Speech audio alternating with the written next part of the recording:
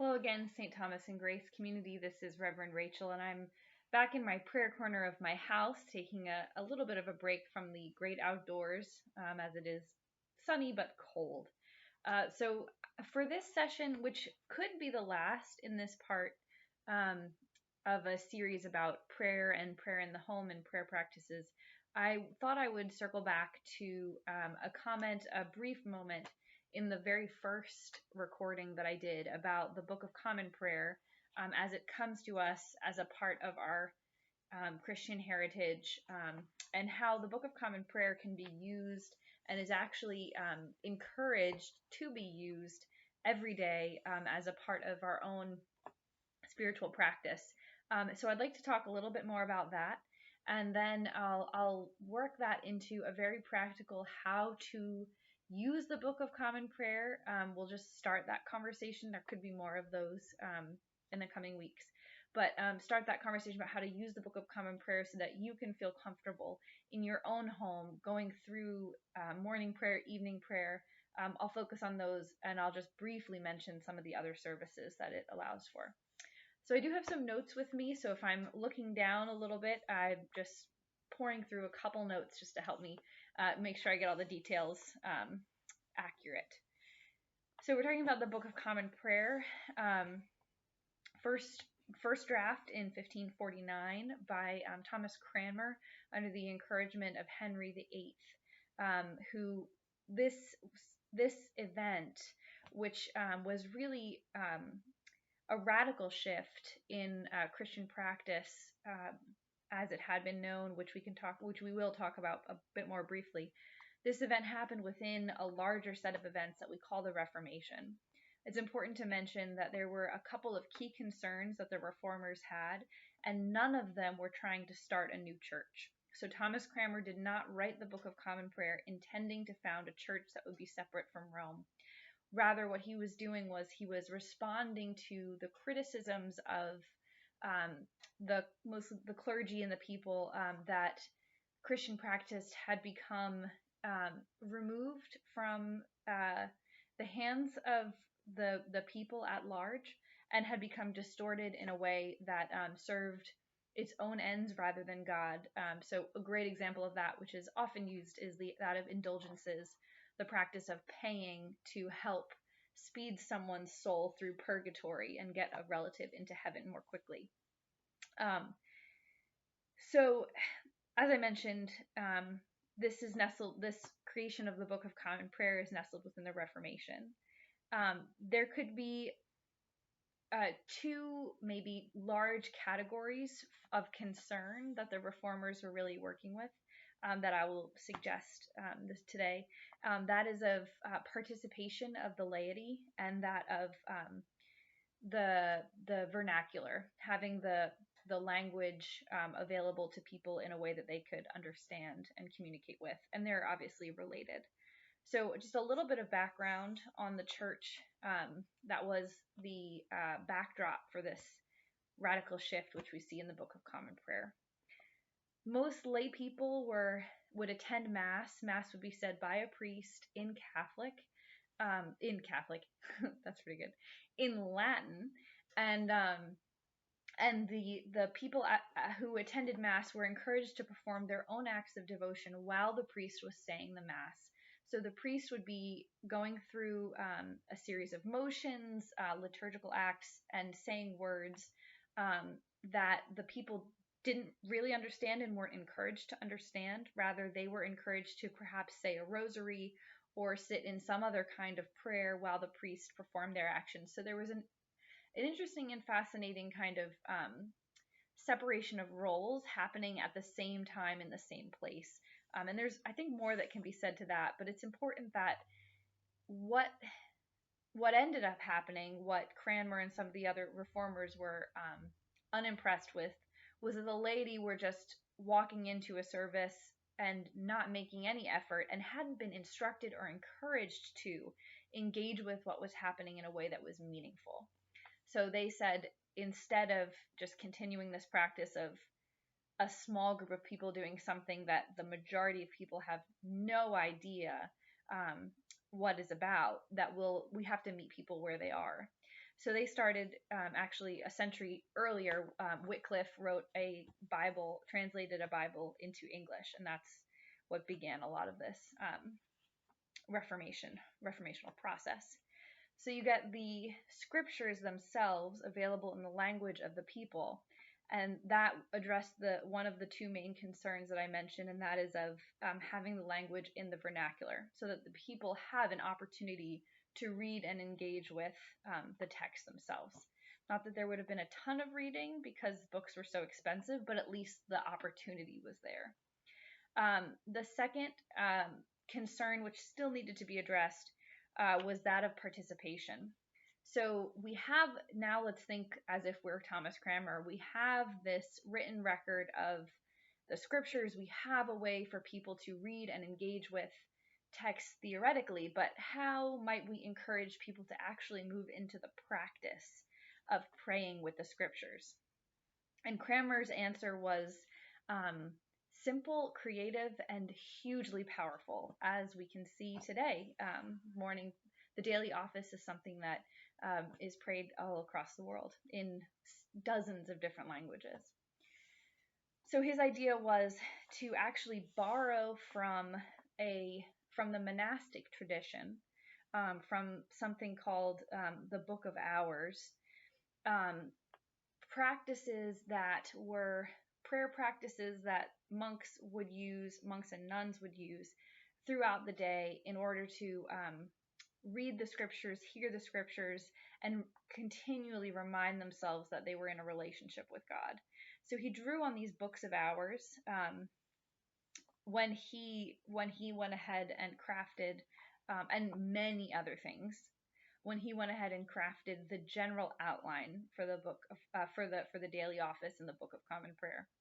And the first Book of Common Prayer, the one that was published in 1549, it was then reprinted very rapidly. So there was 1549, 1550, 1551, and there were a couple of leaflets that were inserted into it along the process, a couple of rubrics, and we'll talk a little bit about rubrics that were quite exciting, and people got way excited about this stuff in ways that I'm actually pretty relieved we don't get that excited about anymore. But anyway, so this first copy of the Book of Common Prayer contained, I'll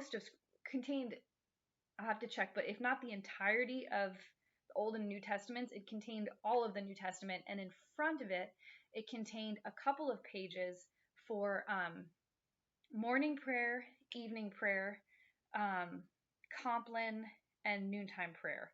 And I will have to double check that it contained both Compline and noontime prayer. They might have been called something different, and I might be missing one, but they definitely contained morning and evening prayer, because that was the meat of what Cranmer was interested in providing to the people. And it's significant that these prayer practices were included with the entirety of Scripture, because in morning and evening prayer, what Cranmer laid out was a way for lay people to read the entirety of Scripture. So the entire Old Testament once a year, the entire New Testament 3 times a year. So you were really getting steeped in the language of the Scriptures. That ties back to that need that he saw for, one, having the Scriptures available for people in their own language. Why? Because 2, people needed to be able to participate more fully and really lean into their relationship with God through prayer practice.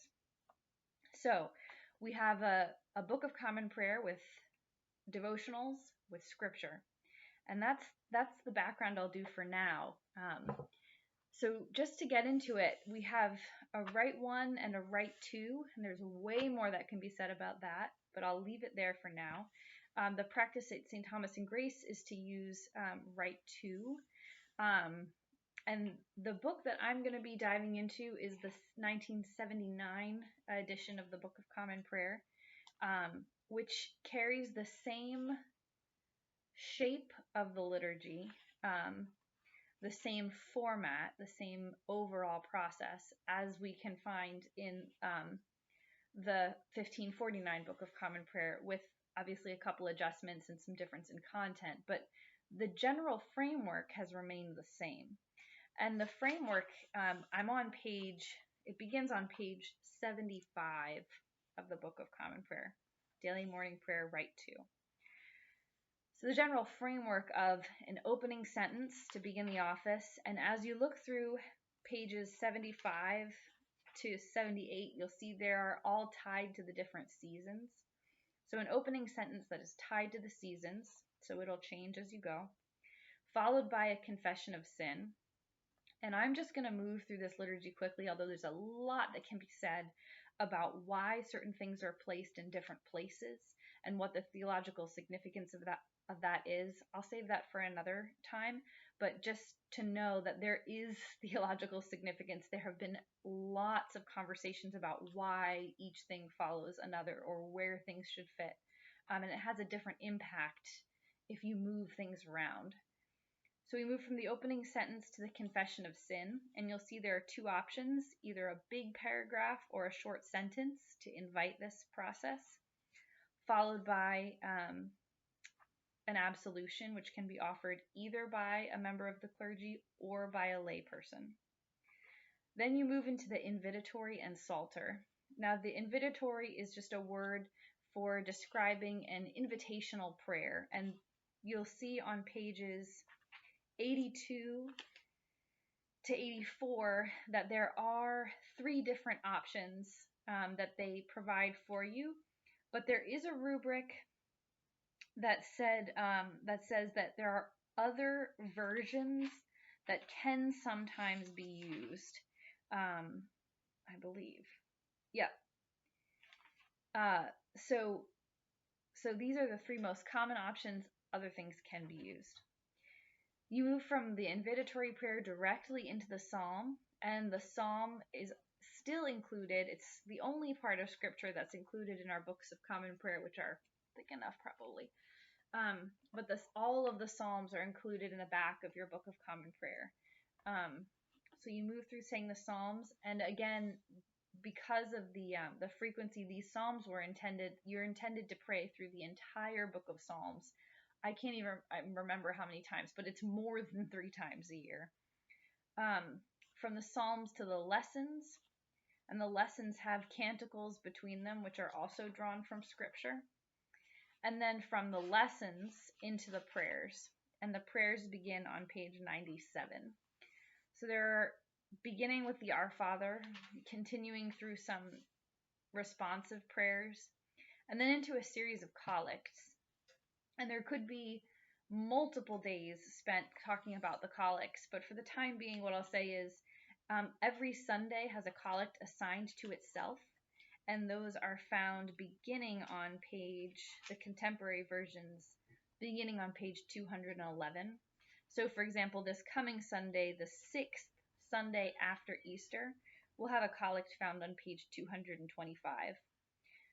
So when you get to the collects, you start with the collect for Sunday, and then you can read the rubric on page 98 says one or more of the following collects. And they offer 1, 2, 3, 4, 5, 6, 7 collects for you to choose from. Then, since morning prayer, we're imagining it, we're praying it on our own in our house, Eucharist probably isn't going to follow. So then you offer a prayer for the wider mission of the church, which are found on page 100 or page 101. And then it's open prayer. And this could be anything, any kind of authorized intercessions or thanksgivings, any offerings, any hymn, anthem. I've seen a sermon preached at this point.